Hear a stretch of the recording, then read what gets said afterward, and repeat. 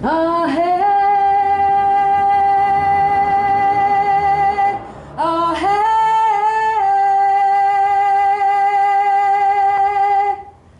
ah, hey, come, oh, come, oh, come. Ah, hey, ah, hey,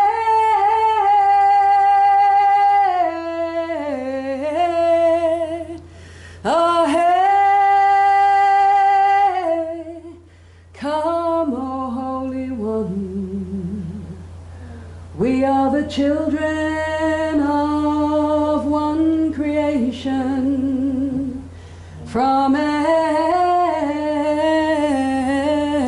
nation, in every tongue we speak as one. Assalamu alaikum, wa alaikum assalam, shalom, shalom, shalom, om shanti, shanti, shanti, om. Peace be upon you, upon you, and you, and you, and you. Peace be upon you.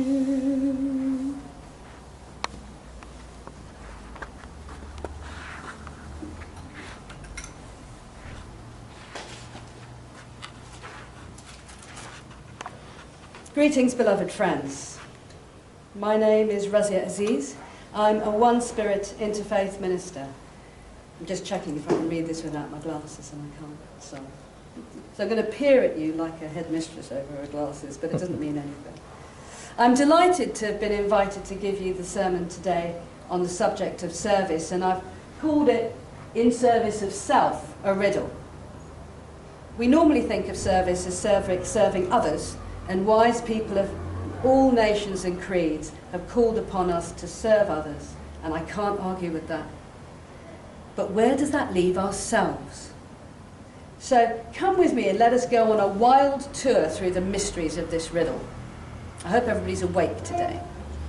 And if anything I say doesn't make sense, just like a stone in your porridge, just put it aside and keep chewing.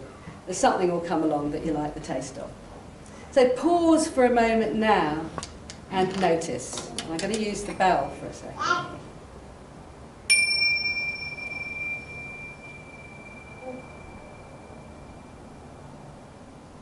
Notice this moment, this place, these people, these walls, the spaces between us. Experience this.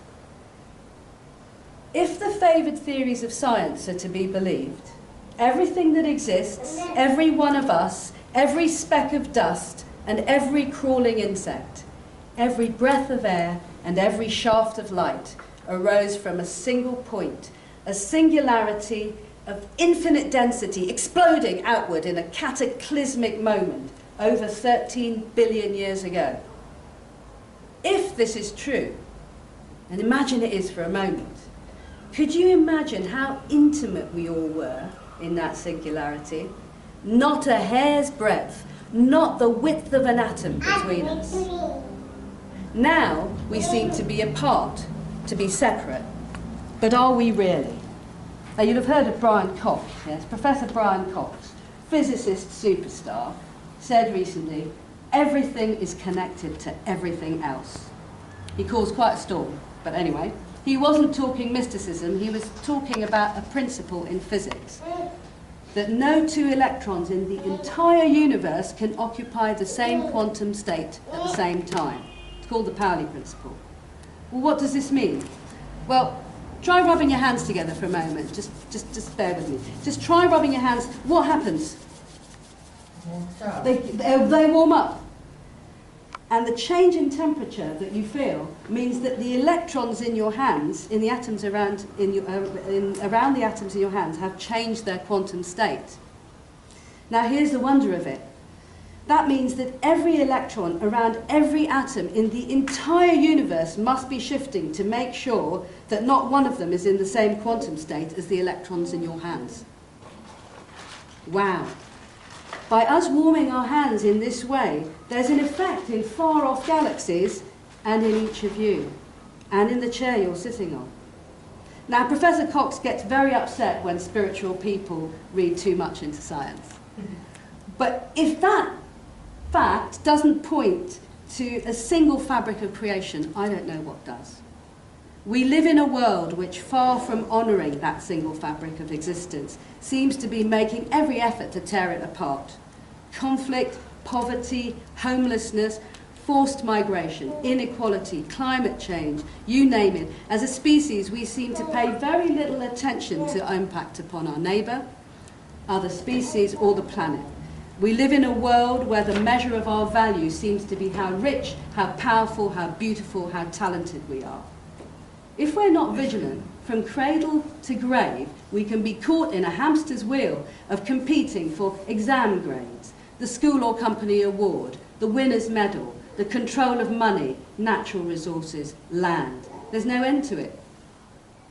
Our happiness becomes a function of how much we can acquire. If we are engaged in the service of charitable work, even then there are kinds of rewards that tempt our fragile egos. Our name on this plaque, our picture in that paper, our position on this or that board of trustees, a handshake with the Queen if we're really lucky. There are, of course, many notable exceptions to this state of affairs, thankfully. And when we listen to these wise people, they call us to a different set of values, and they often speak about service to others. Now, let's be honest. That message seems very worthy, but rather dull, doesn't it? I can just about imagine managing enough service or a financial donation to others less fortunate than me to make myself feel virtuous. But what's the point beyond that? Beyond that, serving others can feel like a duty, which out of guilt, I give grudgingly. Now, I'm an interfaith minister, right? So I'm looking at global wisdom traditions. A Sufi master, Hazrat Inayat Khan, once said, life is intoxication. And of course, intoxication, if we're not careful, once tasted, leads to addiction. Every single one of the world's rewards gives us a little bit of a high, a dopamine hit. You know that thing when you look in the mirror and you're saying, yeah, you're gorgeous. There's a little dopamine hit there.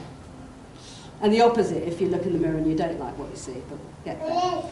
And as anyone who's been addicted to anything knows, we're never satisfied with a single fix. Hardly have we achieved one of these hits, then we find ourselves hungry for the next one, a bigger car, a more beautiful face, a higher position in the company, or the church. Now, I am not a person of many obvious vices. I don't drink or take drugs, I hardly eat meat, I don't sleep around, I don't engage in fraud or tax evasion, I don't, as a rule, steal, lie, injure or kill. In terms of addiction, I'm also not easily seduced by money or possessions. The things that lure me are far more subtle and perhaps more dangerous. Spiritual attainment, recognition, adulation, other people's approval. I want to be loved. I want to be liked. I want to be respected, admired. I want to become self-realized, preferably before my friends. I, me, my, mine. It comes in many, many different guises, but it is always the same underneath. Think for a moment, what are your guises? What are the things that lure you away from being fully awake to the oneness of life and drown you in the intoxication of the world?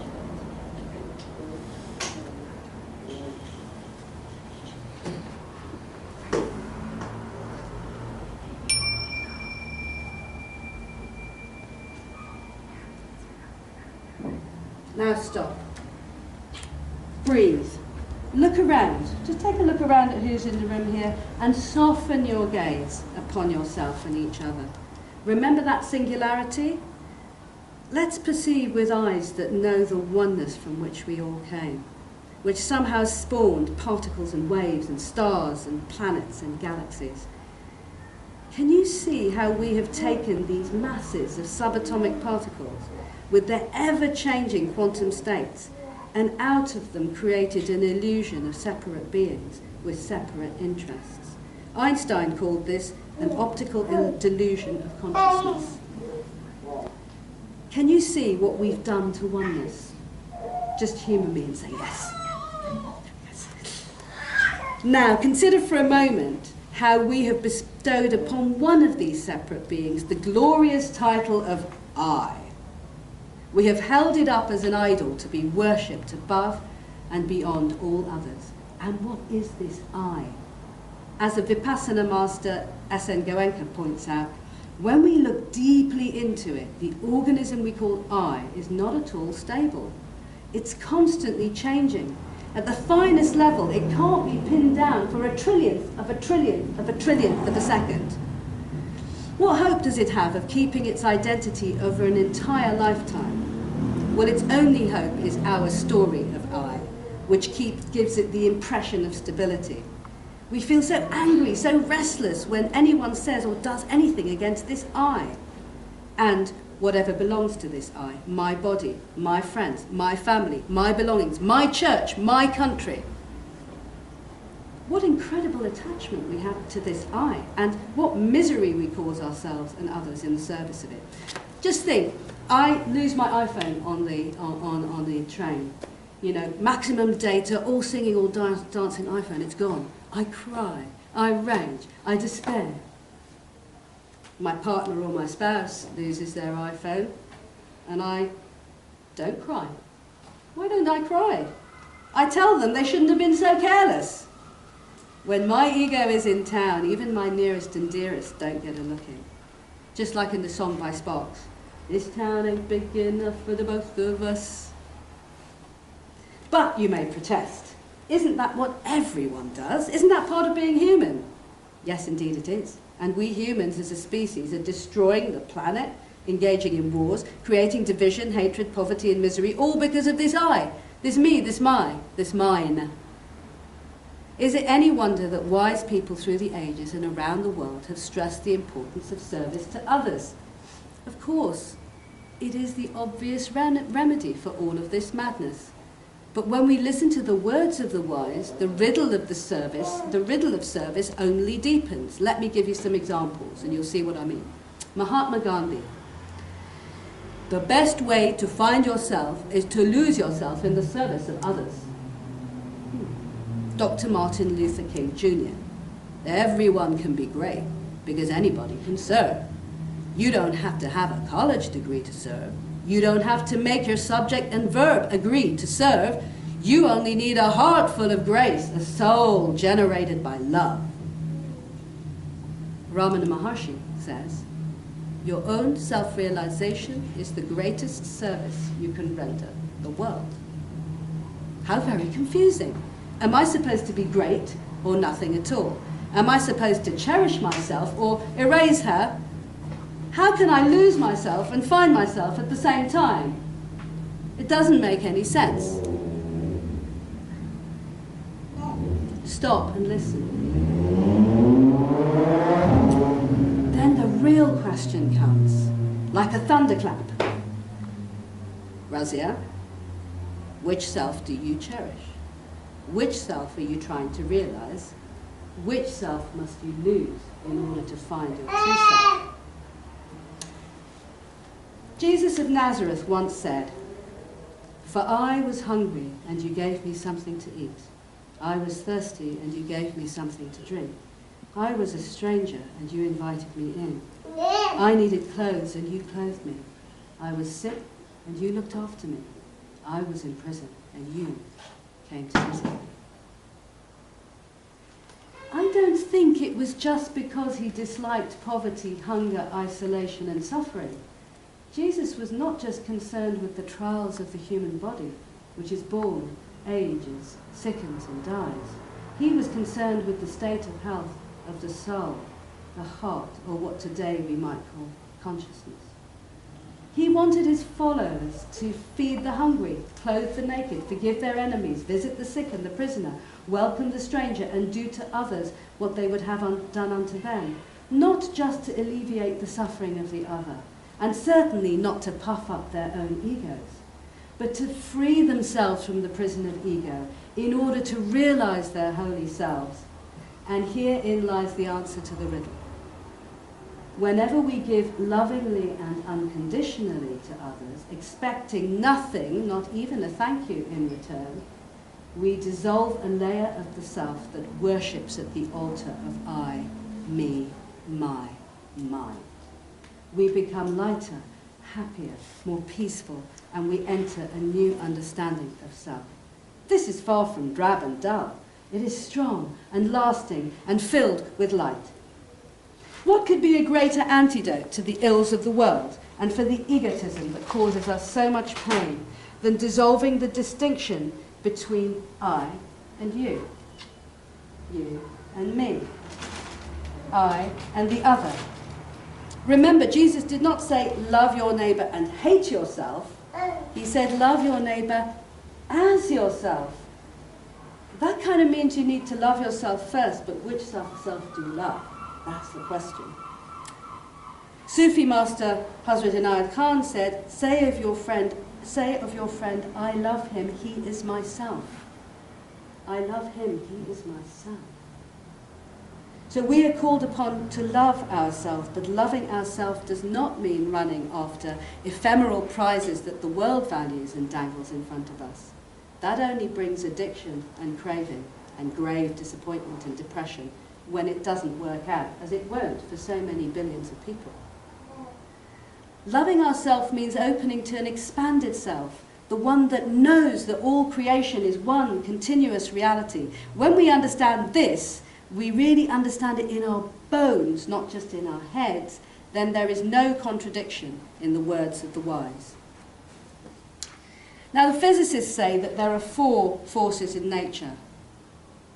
I believe that there is only one true force, because what force other than love could make us overcome our intoxications in order to honor the reality of a single web of life in which everything is connected to everything else? And what is egoless service but love in action? As the great poet of India, Rabindranath Tagore, wrote, I slept and dreamed that life was joy. I awoke and saw that life was service. I acted and behold, service was joy. True service is neither a do-gooding charity nor is it self-abasement. I have seen too many good people try to run themselves into the ground in their eagerness to serve others. True service is neither for the ego nor for the other. It is simply the unfolding of love's work in the world. Love turns the world on its head. Love your enemy means dissolve the very idea of enmity. To welcome a stranger is to reject the idea of anyone being outside the circle of friendship. To turn the other cheek is to undermine the very idea of offense or defense. The one who we seem to serve ceases to be the needy person to whom we, in our smug generosity, deign to give our money or our time. They come for a blessed moment to be our saviour, healing the sickness of mind that led us to believe in separation, giving us back the self we misplaced when we swapped the idol of ego for the true image of God.